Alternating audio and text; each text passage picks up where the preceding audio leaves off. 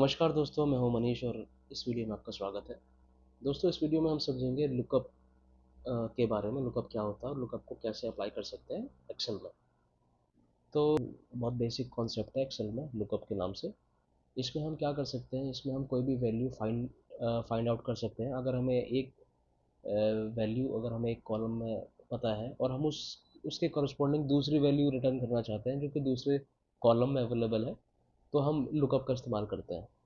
तो जो मिनिमम जो बेसिक रिक्वायरमेंट है कि जो डेटा आपका है वो सॉर्टेड होना चाहिए, असेंडिंग ऑर्डर में उसको सॉर्ट होना चाहिए। ये शुरू करते हैं, इसको कैसे अप्लाई कर सकते हैं हम। तो यहाँ पर मैंने दो डेटा सेट आपके सामने लिए हैं एग्जांपल के लिए। एक ये जो फर्स्ट वाला डेटा सेट है, डेटा सेट वन, इसमें हमारे पास दो दो कॉलम है। एक कॉलम में मार्क्स है और दूसरे कॉलम में ग्रेड है। तो मैं चाहता हूँ कि हम यहाँ पर लुकअप कैसे अप्लाई कर सकते हैं, लुकअप का यूज़ कैसे कर सकते हैं। मान के चलिए हमें फाइंड आउट करना है कि जो 60 मार्क्स हैं उस 60 मार्क्स के करस्पॉन्डिंग क्या ग्रेड है। तो हम ऐसा फाइंड आउट कर सकते हैं। फिर 50 के करस्पॉन्डिंग कौन सा ग्रेड है, या फिर आपको आपसे पूछा जाए कि 90 मार्क्स पे कौन सा ग्रेड है। तो ये सब क्योंकि यहाँ पर डेटा सेट स्मॉल है तो हम इजीली मेक आउट कर सकते हैं। लेकिन अगर आपके पास ज़्यादा डेटा सेट ज़्यादा है, एक 1 lakh 2 lakh more than 5 lakh data set है, तो आप कैसे वहाँ पर मेक आउट कर पाएंगे। तो इसके लिए हम लुकअप फंक्शन को यूज़ करेंगे। तो चलिए शुरू करते हैं। लुकअप फंक्शन लगाने के लिए इक्वल टू आएंगे और लुकअप,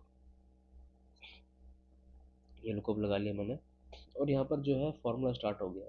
तो लुकअप वैल्यू आपने आपने किस कौन सी आपकी लुकअप वैल्यू है, किसके करस्पॉन्डिंग आप निकालना चाहते हो।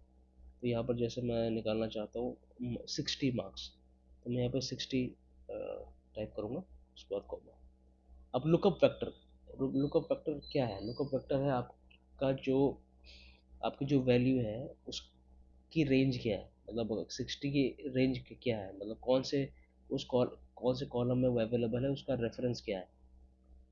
तो इसके लिए आपको जो है उस पूरे कॉलम को सिलेक्ट करना होगा, मतलब बेसिकली रेंज देनी होगी जिस जिसके अंडर आपका जो है वैल्यू अवेलेबल है। और उसके बाद कॉमा देंगे। रिजल्ट वेक्टर है कि आप कहाँ पर उसको ढूंढना चाहते हैं। जो जिसके जिस जैसे 60 की वैल्यू 60 के करस्पॉन्डिंग ग्रेड सी है, ग्रेड बी है, तो बी कहाँ पर अवेलेबल है, उस कॉलम का आपको रेफरेंस देना पड़ेगा, उसको बोलते हैं रिजल्ट वेक्टर। तो हमें अभी यहाँ पे दे दिया, तो हमें बता दिया इसने कि जो 60 की वैल्यू है, 60 के करस्पॉन्डिंग जो ग्रेड है वो बी है।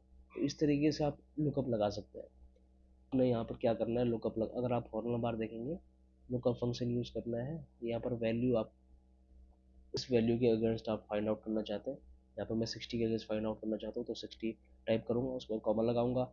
उसके बाद लुकअप फैक्टर अपना जो अपना फाइंड आउट करना चाहते हैं वो कहाँ पर अवेलेबल है, तो वो इसका रेंज देंगे हम। 60 कहाँ पर अवेलेबल है उसका कॉलम रेंज देंगे, और उसके बाद कॉमन लगाएंगे। उसके बाद रिजल्ट वेक्टर कहाँ पर है उसका रेंज देंगे। तो इस तरीके से मैं यहाँ पर वो फाइंड आउट कर सकता हूँ। एक और दूसरा एग्जांपल लेते हैं। मैं चाहता हूँ कि 90 के अक्रॉस कौन सा ग्रेड है, 90 मार्क्स पे कौन सा ग्रेड है। तो यहाँ पर लुकअप लगाएंगे, 90 मैं लिखूँगा, कॉमा। अब आपका लुकअप वेक्टर 90 का किस कॉलम में किस रेंज में अवेलेबल है मैंने दिया। उसके बाद रिजल्ट वेक्टर किसके कहाँ पर फाइंड आउट करना है, तो उसका वैल्यू दिया तो ए प्लस। तो यहाँ पर मैं इजीली मेक आउट कर सकता हूँ कि जो 90 मार्क्स पे आपका ए प्लस ग्रेड है, असाइंड है। तो ये डेटा सेट वन था।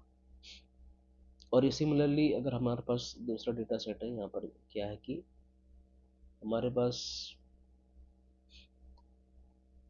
इनकम कॉलम है और टैक्स रेट है। इसमें इस डेटा सेट में हमें ये पता करना है कि 7 लाख 50, अगर आपकी इनकम 7,50,000 है, तो उस आपका कौन से टैक्स स्लैब में आता है, वहाँ पर कौन सा टैक्स रेट है जो आपको पे करना पड़ेगा। तो इस सिमिलर केस लाइंस पे अगर आप लुकअप लगाएंगे, इक्वल टू लगाएंगे, लुकअप लगाएंगे, तो आपको लुकअप वैल्यू क्या किसके अक्रॉस आपको टैक्स रेट फाइंड करना है। मुझे मुझे फाइंड आउट करना 7,50,000 अगर मेरी सैलरी है, 7,50,000 मेरी सैलरी है, तो लुकअप वेक्टर मुझे रेंज देनी होगी, और उसके बाद मुझे रिजल्ट वेक्टर मतलब मुझे कहाँ पर फाइंड आउट करना है, तो मुझे टैक्स रेट को फाइंड आउट करना है। तो हो गया है, अगर मेरी सैलरी 7,50,000 है तो मुझे जो है 15% टैक्स देना पड़ेगा, या फिर 0.15, आप कुछ भी कह सकते हैं, टैक्स देना होगा। और एक दूसरा टिपिकल केस ये है कि मान के चलो मुझे ऐसी वैल्यू फाइंड आउट करनी है जो कि मेरे इनकम नहीं है, मैं लुकअप लगाता हूँ, और इस कंडीशन में, इस यूज़ केस में अगर मेरी इनकम 7 लाख है,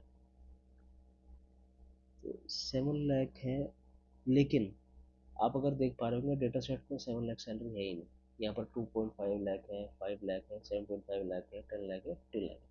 अगर मुझे ये पता करना हो कि 7 लाख के, अगर मेरी सैलरी 7 लाख है तो मुझे कौन से टैक्स स्लैब में प्लेस किया जाएगा, तो देखते हैं ये क्या फाइंड आउट कर रहा है, हम ये अप्लाई करते हैं, और ये चल देखते हैं क्या रिजल्ट आता है।